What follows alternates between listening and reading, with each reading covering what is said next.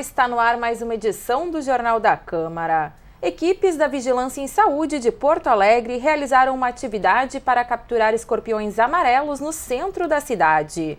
A atividade foi motivada após mais de 50 pessoas relatarem ter visto o animal na cidade. Quem nos traz mais informações sobre essa iniciativa e sobre os perigos que o escorpião amarelo pode representar para a população é a bióloga da Fiscalização Ambiental da Secretaria Municipal da Saúde, Fabiana Ninove. Seja então muito bem-vinda ao Jornal da Câmara, Fabiana. O escorpião é um animal de hábitos noturnos, então essa atividade foi realizada durante a noite, né? Foram encontrados aí cerca de 12 animais, 3 deles vivos. Sim. O que esse número pode representar, né? O número de escorpiões, Fabiana?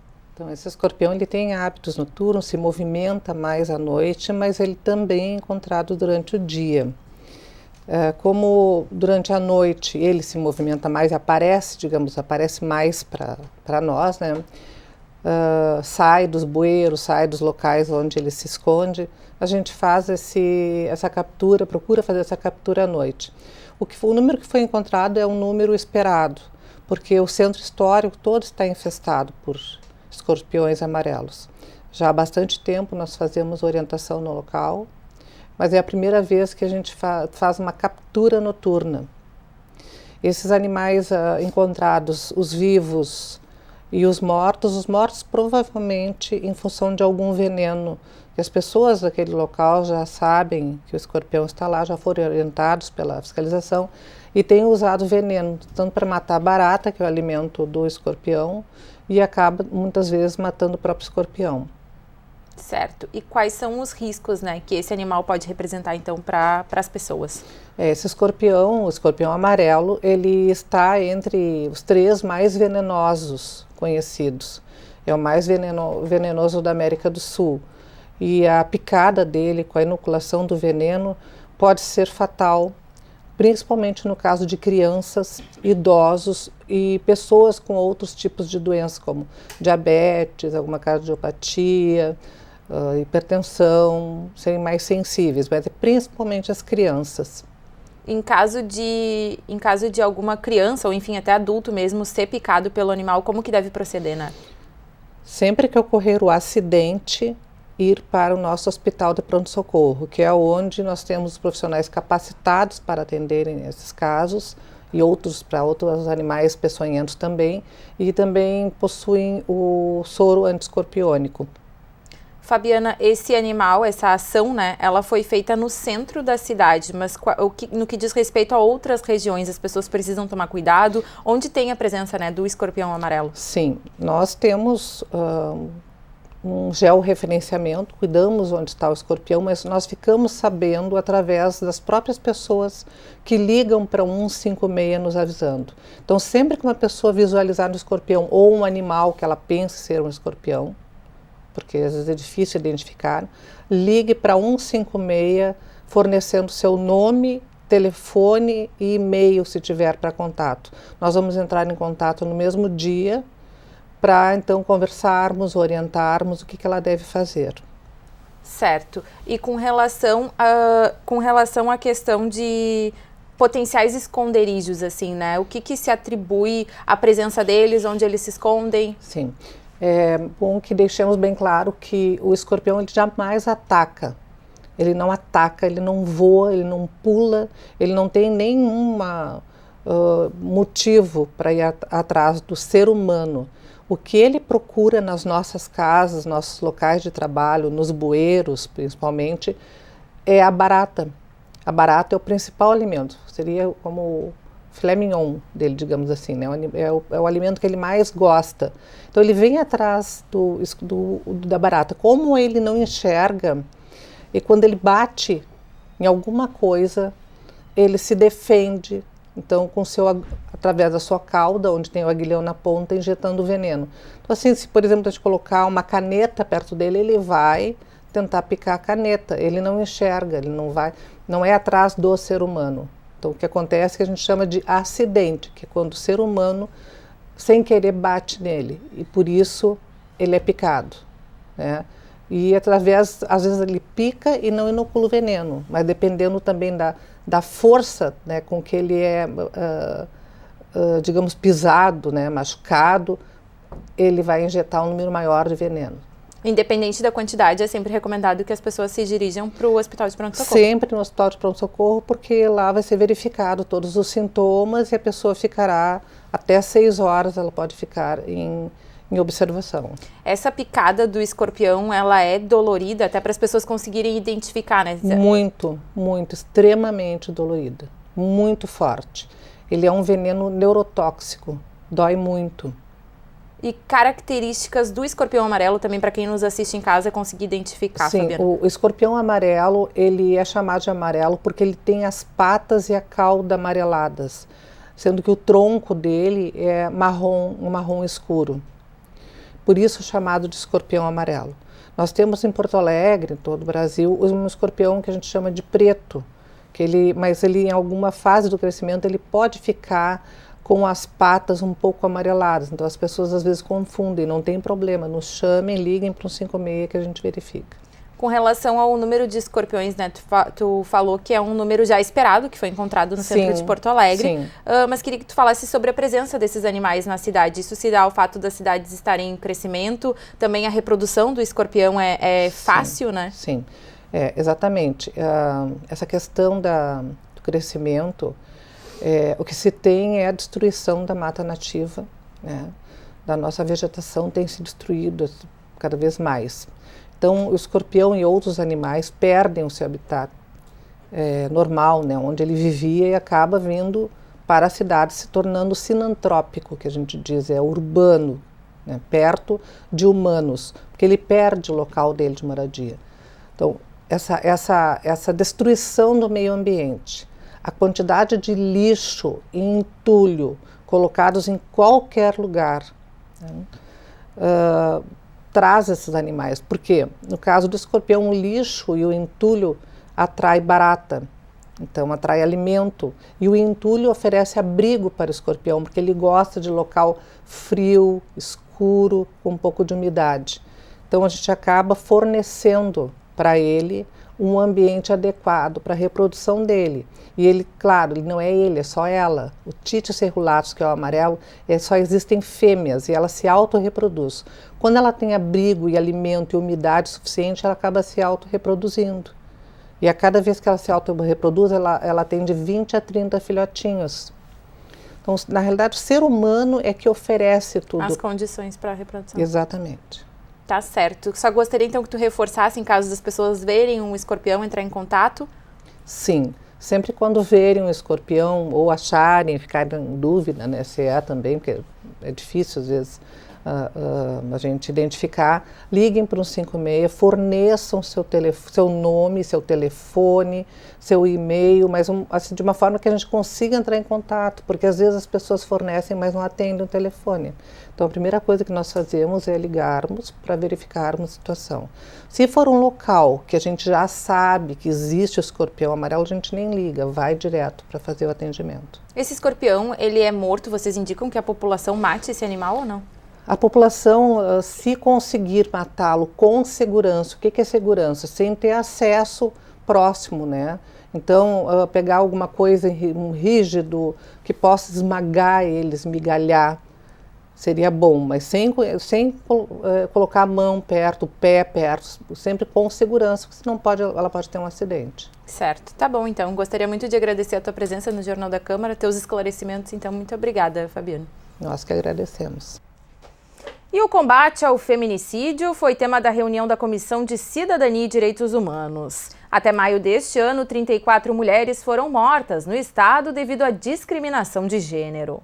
Gerente distrital da Secretaria da Saúde, Ana Lúcia Dagord, lembrou dos avanços já realizados no tratamento oferecido às mulheres vítimas de violência. Ana elogiou o trabalho prestado pela Defensoria, pelo Centro de Referência e pela Delegacia da Mulher. Para ela, os serviços existentes são bons, porém não suficientes frente à demanda.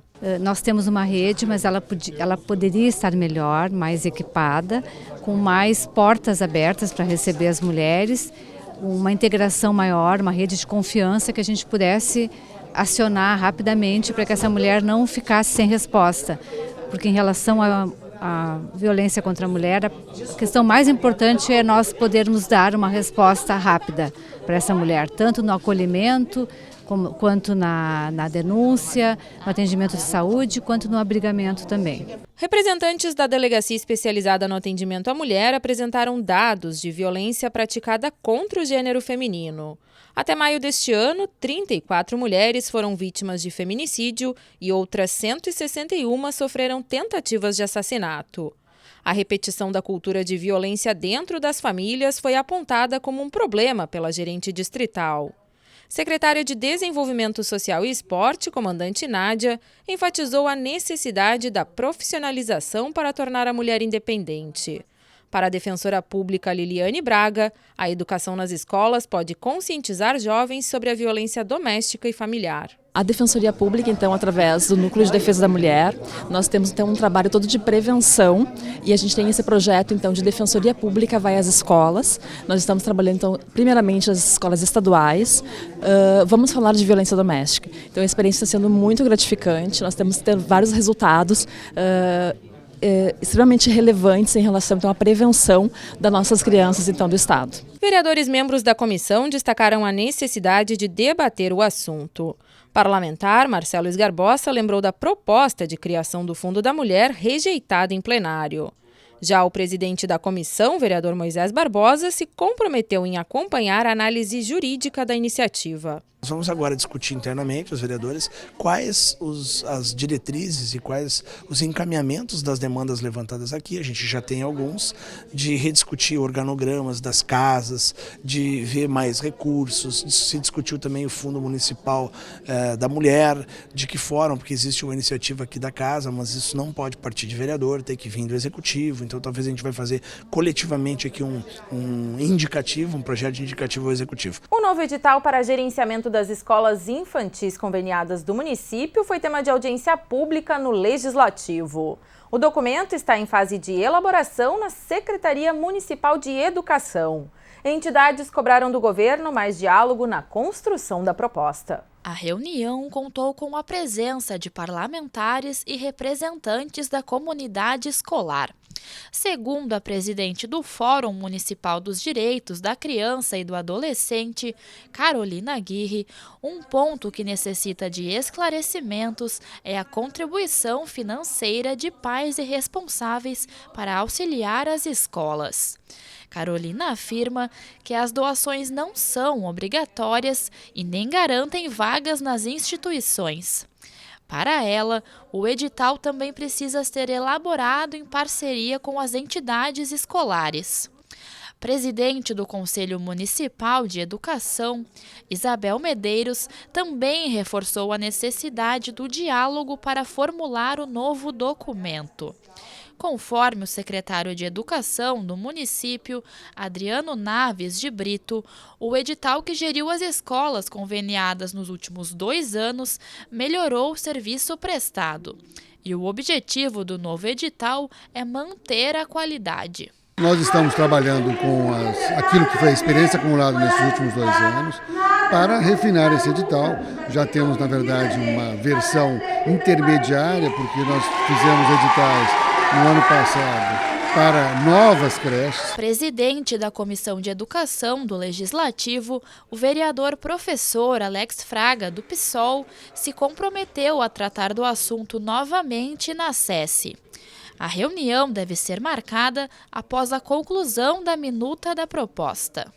Foi instalada a comissão especial que discutirá a regulamentação de feiras orgânicas em Porto Alegre. O grupo terá até 90 dias para tratar do assunto. A comissão foi proposta e será presidida pelo vereador Cássio Trogildo, do PTB.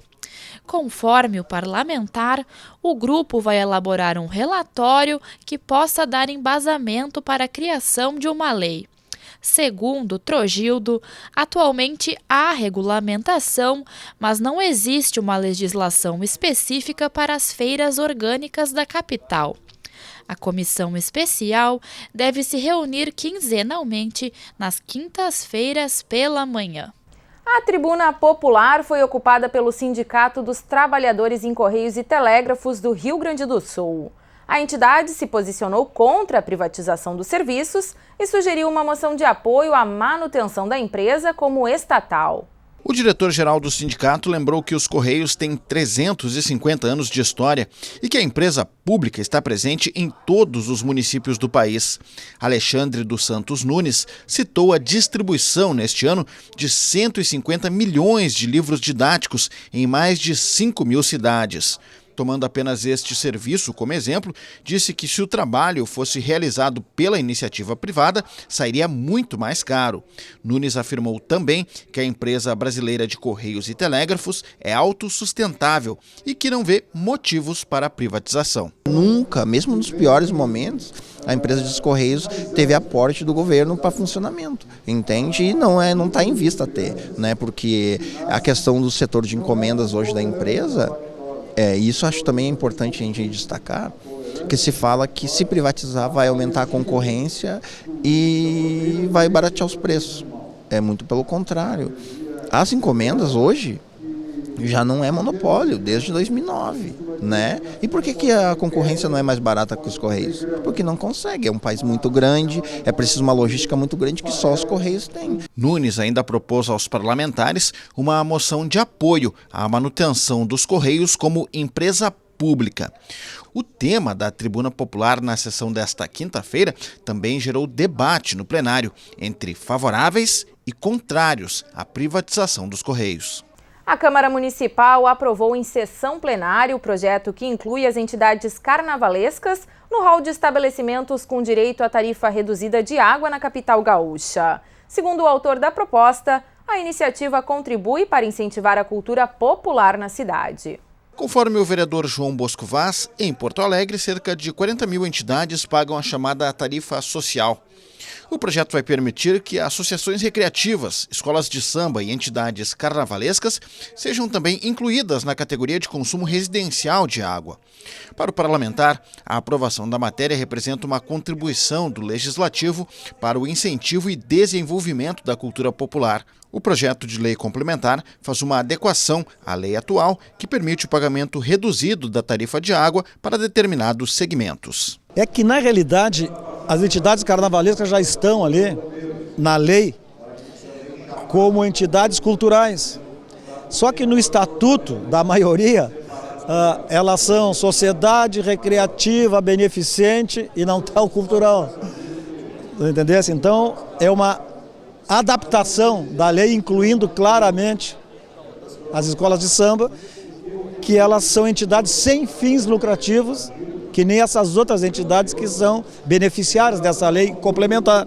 Também foi aprovada em sessão plenária uma moção de solidariedade. O documento solicita que metade dos aprovados no concurso da Brigada Militar atue em Porto Alegre. Conforme o autor da proposta, vereador Felipe Camozato, a iniciativa é reflexo dos anseios da população porto-alegrense. Segundo o parlamentar, mais de 30 entidades da sociedade civil procuraram o Legislativo para expor a demanda. Não só eu, como diversos outros parlamentares prontamente abraçaram essa causa, especialmente porque quando a gente olha para as estatísticas, né, de crimes, de roubos, de homicídios, enfim, todas essas que demandam um efetivo de segurança pública, a gente vê que Porto Alegre realmente é um grande centro demandante desse tipo de serviço. Enquanto parlamentares da cidade de Porto Alegre, gostaríamos de fazer uma sinalização política e, por que não, né, da sociedade em resposta a essa manifestação social para que tivesse um carinho especial, um olhar especial para a nossa cidade. O documento será encaminhado ao governador do estado, Eduardo Leite, do PSDB. Os vereadores ainda votaram favoráveis ao projeto de lei que autoriza o município a receber a doação de imóveis da União. De acordo com a proposta, os prédios deverão ser destinados à Secretaria Municipal da Saúde. Conforme o governo, a ideia é ampliar e melhorar os equipamentos de saúde na capital gaúcha. De acordo com a prefeitura, a intenção é regularizar a situação de imóveis que poderão ser utilizados pelo município, mas que são de propriedade, por exemplo, do INSS. O que agora nós aprovamos aqui na Câmara, que a gente pediu para ser incluído na pauta e priorizar, é formalizar as doações de alguns espaços federais para que nós possamos construir e batalhar por alguns recursos que já existem para serem disponibilizados, com a ajuda inclusive do nosso ex-secretário municipal Erno, que está no Ministério da Saúde, e o secretário municipal atual, o Pablo, nos demonstrou vários espaços públicos, bens imóveis na cidade, que precisam de formalização de doação para que a gente possa buscar nesses espaços unidades de saúde. A campanha Janeiro Branco deve ser incluída no calendário de datas comemorativas e de conscientização do município. O mês é dedicado a estimular os cuidados com a saúde mental e emocional. A proposta de autoria do vereador Alvoni Medina foi aprovada por unanimidade. Conforme o parlamentar, durante o primeiro mês do ano, serão realizadas atividades de divulgação sobre a importância da qualidade de vida e emocional de cada pessoa, além de ações de prevenção do adoecimento psíquico. De acordo com Medina, a escolha do mês para a campanha foi motivada pelo recomeço. Essa conscientização do Janeiro Branco é que começa uma nova história, um novo ano, as pessoas têm novos projetos para que elas possam também cuidar da saúde mental e da saúde emocional para evitar problemas futuros, trazer futuros transtorno para a sua família. Então, a importância do Janeiro Branco, porque é começo de um novo ano. O Jornal da Câmara de hoje fica por aqui. Obrigada pela sua companhia. A gente se encontra na próxima edição. Até lá!